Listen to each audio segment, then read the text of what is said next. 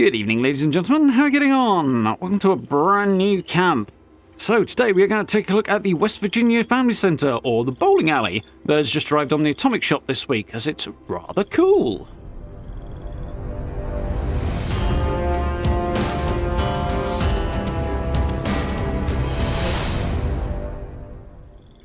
Okay, so yeah, the West Virginia Family Center, the bowling alley in short, is the new prefab on the Atomic Shop this week. It's pretty decent. It's quite simple in some ways, but it works well, it's easy to adjust, and the relatively simple interior makes it nice and easy to work with as well. So, let's have a look at where we are on the map. We are right here in the middle of the forest, so we are just down the road from Helvetia, just as you come from Sutton there. So, a spot I have built a few times before. It's decently flat and reasonably central, and there's a road nearby, which makes sense for a prefab like this. So, here we go. Tour today, as I'm working on a rather short time, but it's a fairly simple prefab. The building elements are limited. It's more decorating elements than anything else, as you can see. But it does look cool. The thing that really strikes me about this prefab, and sort of informs a lot of what else goes on about it, is it's really quite colourful, especially if you place it in the forest and then you get all the colours from the trees as well. I really do quite like it. It's quite impactful and works well with really kind of a busy, scrappy look to it. Which, given how clean it is quite surprising, but yeah, pretty cool nonetheless. So on the left-hand end here, I've added a few bits and pieces to decorate up. Got the windmill in the back there, and obviously my Radstag field dressing station. A few bits around just to kind of make that a bit more interesting, so it's not quite so lonely on its own. The brambles did a good bit of work there. Initially, it was looking like it was off floating on its own, and I was like, what? Why? So I added some extra brambles, and if you put brambles in first and then move stuff into the brambles, you can have it look like they're kind of growing up from underneath, and it makes for quite an effective look, like stuff's growing around it, which is quite cool. Decorated up the back wall there as well, the side wall rather, as it's just big blank kind of white painted breeze block otherwise, so it does look much better if you kind of clutter it up a bit, so it's quite nice. Still left with about a third of the build budget on this, because it's not a big build, but it's come together in a way that I'm pretty satisfied with. So for the walls here, I didn't want to do anything too huge and overbearing and kind of detract from the prefab, so I've kind of kept them quite low to the ground. And I've gone for sort of hyper-detailed, quite thick walls rather than tall, high fortifications. And I quite like the look. It's got lots of little detail and does the job for kind of keeping things at a distance. I added the canopies there, the Vault-Tec canopies that you can see. This is actually the large one, and sometimes they're a bit awkward to work with. Went surprisingly well this time, and tuck those on the front. It's quite nice. I did want to use the new ones from the Beasts of Burden event that are a bit more scrappy, but they're much bigger, take up more space, and require a larger flat surface because they have kind of guy ropes on that don't necessarily connect to the ground if it's not flat or very close to it. So the Vault-Tec one's one out here.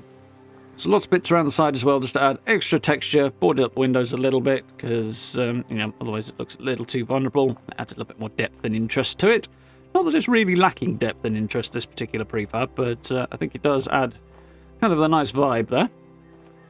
So, yeah, loads of little extra bits on the front as well.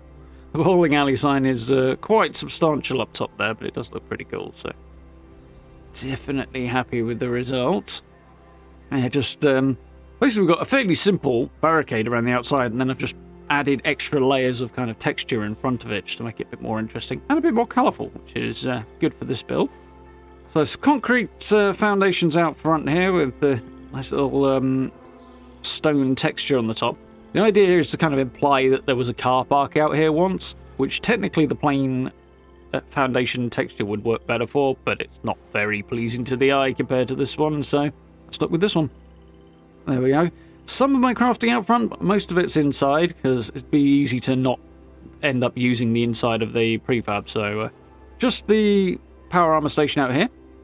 I actually got to use that big old ball from the Spin the Wheel event there, big wooden ball, which it's normally too big and awkward and looks out of place, but with the scrappy piles of stuff out front here, it actually worked quite nicely. I was quite pleased with that. I'll head around the corner. I've got my shower facilities. I'm symptomatic there, as well as my vendor here. Vendors and some extra decoration around to make it a bit more interesting. Fairly simple thing to do, that one. Just stick a table out there with a couple of vendors and a whole load of interest, but it blends it into the wider build quite nicely as well.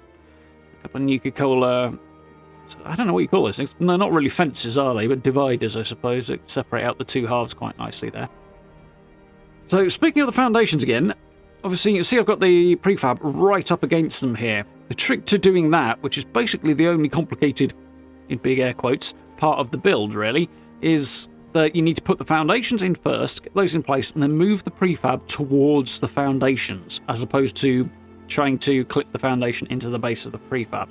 Because the other way around doesn't work, but if you move the prefab towards the foundations, it will clip in quite nicely. That sort of brick bit of the wall that's sticking out by the lantern there, the lamp rather, that's the bit that causes the problems. So, yeah, if you move the prefab towards the foundation, works quite nicely.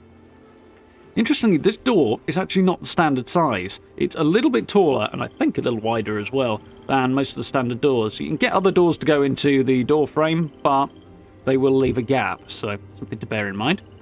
Here we go, the inside. It's a big old rectangle, which actually is kind of fine because you can kind of choose what shape you want it to be yourself that way. And yeah, a couple of bowling lanes. Yeah, that's the word, isn't it? Bowling lanes.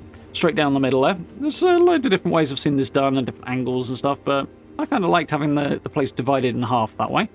So we've got our living space on the front, and we'll have a look at the crafting space on the back in a minute. See, cooking station in there. There is an animation for the bowling lanes as well, which is quite cool, and it's more diverse than you might expect it to be. There's a little bit more going on there than you'd think. Sound's not quite as good as it could be, the Foley, but I'd imagine getting the audio right for that would be a bit of a nightmare. But it does also give you 2 buffs. You get a luck and a charisma buff from the bowling lanes, which kind of offsets the fact it's huge. A fairly standard little sleeping arrangement for me. I've used the bed from the last season. I really like this one. Bedding is a little bit tight to the mattress, but otherwise it's cool. A load of plushies and a gun just in case. Yeah, loads and loads of detail on this one. As I say, I've got about a third of the build budget left, but I was still kind of going and going and going, just adding little bits of detail right up until the last minute on this one, because it's that type of a build where you can keep just putting stuff in gaps and keep on going. But there's a couple of bits were getting a little repetitive, so it was nice to kind of go, okay, I think we're good here. Nice to get an excuse to use a lot of these kind of games machines and stuff that I generally find don't fit in my builds, but they had a little bit of extra depth and interest to an otherwise blank space in here that works quite nicely. That tree there, I am sorry to say, is driving me absolutely batty. It's very, very annoying. It keeps popping back every time I relog, and I've tried putting rugs there and all manner of other stuff to make it go away, but no, it insists on coming back every time. I think it might have been less of an issue if I had the prefab rather up a little bit higher, because you can adjust the height quite easily on this. But I didn't want it up any higher. It looks better like this, so yeah. And instead I'm stuck with an extremely annoying tree sticking through the floor. What can you do? So we have a new skin in this bundle for the brewing station there. That's the Nuka-Cola one, and I really like that one. It's nice. Well, the whole station's always nice and compact, but it looks cool. That one, it blends in with a lot of different builds. It's a really well-designed little skin for that. I like that a lot, so definitely pleased to use that. Tucked a few bits and pieces down this end as well to dress up the last couple of workbenches. I've technically got my scrap box and my ammo box tucked right in the back corner here, which kind of forces me to use the whole camp, which is good, but it's not exactly convenient. Well, that was kind of the idea. You see the window boards make it a little bit darker in here. I wouldn't say it's exactly the most light prefab anyway, but once you add the window boards on anyway, it's going to get a bit darker. But it does give it that extra texture and makes the whole thing look a little bit more scrappy and post-apocalyptic, and brings the sort of prefab into the rest of the build, or sort of harmonizes, homogenizes, some fancy word like that, the rest of the build, so it all kind of comes together quite nicely. And yeah, I do like. So I'm very pleased to get to use those games machines that normally I wouldn't have in a camp. But on the whole, quite pleased with the look of this place. Colourful, I think is the word I keep coming back to. Busy would be another good one, but there's a lot of colour in here. If you like a nice, clean, crisp-looking build, then this prefab will work quite well for that as well, because a little bit of wear and tear here and there, but the floors and a lot of the stuff on the walls and stuff are really quite clean and clear, and it'll lend itself to a clean kind of a build as well if you want to go down that way. In this case, I've gone for cluttered. Not exactly scrappy, I think cluttered is perhaps a better word, at least on the inside. But obviously scrappier on the outside, but definitely came together in a way that I'm quite happy with. A couple of bits and pieces around from the current season, a bunch from the last one as well. The data mines make it look like there's going to be some very, very interesting stuff coming on the next update as well for the autumn, with the next season and probably the atomic shop as well. So lots to look forward to in the building direction there, which is going to be cool. But yeah, all in all, a relatively simple build, but with a lot of detail and a lot of colour, and I'm really happy with how this came out. Instantly, the normal problem I have with stuff jumping up or just flat out not placing under this canopy wasn't too much of an issue this time. A couple of the taller things were a bit awkward, surprisingly not all of them though, but blueprinting them and then placing them via blueprint solves that problem. So I suspect I'll be doing that when I use the other tent on down the road as well. Yeah, there we go. Hope you folks enjoyed that one. If you did, please do drop subs and likes. I very, very much appreciate it. Down below the video, as always, you find social media links, merch store, channel memberships, all that good stuff. If you want to support the channel in that way, it hugely helps out and I really appreciate it. And join us for live streams as well if you get the chance. We'll be picking those back up again in the middle of the week, playing Fallout and Metro Exodus. But for now, thank you very much for watching. I look forward to speaking to you all very, very soon.